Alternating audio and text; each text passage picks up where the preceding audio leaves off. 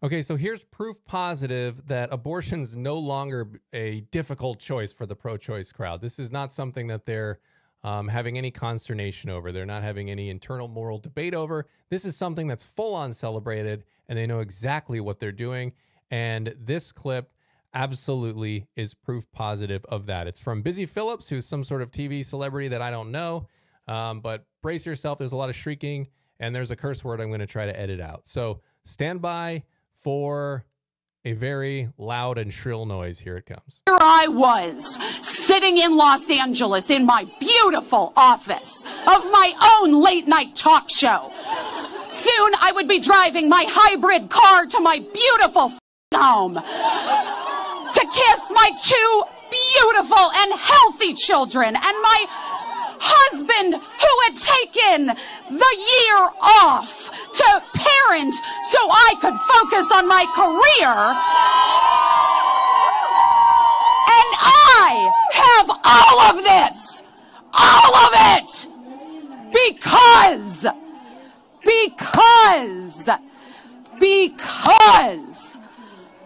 I was allowed bodily autonomy at 15. Yay. And notice how I think she thinks that if she yells this and says it emphatically, that somehow that will make it right. But this is what happens when you reduce abortion to just a choice. This is what happens when you turn all your political campaigns into a contest on who can give away the most free stuff. Because when you do that, it makes material possessions your all in all. It makes that your definition of justice. Stuff becomes the highest goal. And when that's the case, you can then rationalize the killing of an unborn child. You can make it a good choice because it's helped you reach this high mark. And anything standing in the way of this highest goal has no value. I mean, can you imagine standing in front of a crowd and celebrating the murder of your own child like this, and then justifying it by saying you've got a nice office and a hybrid car and a lot of money from a job?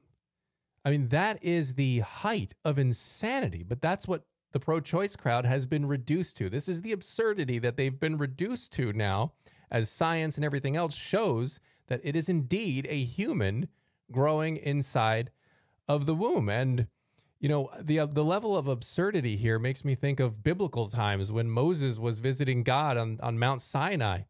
And, you know, God came down in fire and thunder, and everybody was terrified. And God allowed Moses to go up there. But while Moses was up there, in spite of this awesome display, before he even came back down, they started fashioning golden calves because they're like, I don't know, Moses, it seems to be taking a while up there. So why don't we go ahead and worship some golden calves here? You know, it's absolutely insane. And you read that stuff and you go, how can people do something so absurd? But this is our modern day golden calf. I mean, I wish it were something different than abortion, but they are literally, there were people before Busy Phillips saying, yay, who's had an abortion? Yay. I mean, they're worshiping at the altar of child sacrifice. And this video proves they know exactly what they're doing. They're not innocent people being duped. They know. They're talking about a child because it's this child that's taking away their potential success. If it were just a clump of cells, they wouldn't be worried about that. So they know it's a child. And the other thing about this and the thing she's saying here is that it's an insult to women, her line of rationalization. It presupposes that women can't make it on their own, that there's no other option available like adoption. Like there's no other choices out there, that you should be able to kill your child. And don't come at me with, oh, well, but they could have a hard life in foster care. Because maybe they'll have a hard life. Maybe they won't. But surely even a hard life is better than no life, especially a life that ends at the hands of your own parent. Just because you can't chat with a human in the early stages of development doesn't mean they're any less human. And what's interesting, and I noticed in her rant there where she's feeling very righteous anger, she never describes what she actually did. She just says, I had bodily autonomy.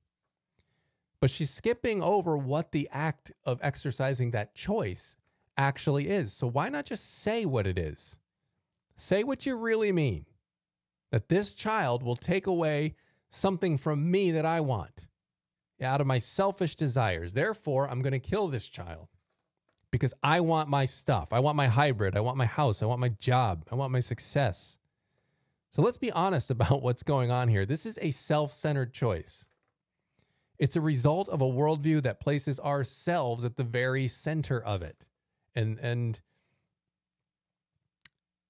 doesn't put any value on anything else other than our wants and our desires. And this is a natural outflowing of a materialist, atheist, secular worldview. It just is. And yes, she has bodily autonomy, but the child growing inside her, that's not her. It's living in her. She's the caretaker. And if you're thinking about abortion or you know someone who is, God puts you in charge of that child. That's what God did. He put you in charge of that little soul while you're here on earth to raise them and to teach them. And that choice that you're exercising is to spit on that blessing that you've been given and to squash out that life before it even has a chance to thrive. We talk about helping the least of these. We talk about helping those in need, helping the defenseless. Is there anyone more in need of protection than a defenseless child in the womb? Don't be fooled. They know what they're doing. That righteous indignation you heard there, that wasn't anger. That wasn't righteous anger. That's pain. That was pain that you heard in her voice because they know what they're doing. You can't get around the facts anymore. The DNA, from the moment of conception, the life print, the blueprint of that individual, the DNA is there. The heartbeats, we can detect them so much earlier now. Little feet, little toes, they feel pain. We know this. That is a human being. It's just little, but it's still a human. So pray for Busy Phillips. Pray for all of those who worship at the altar of child sacrifice, that God would open their eyes, because he alone is the only one who's going to be able to turn people from this wickedness.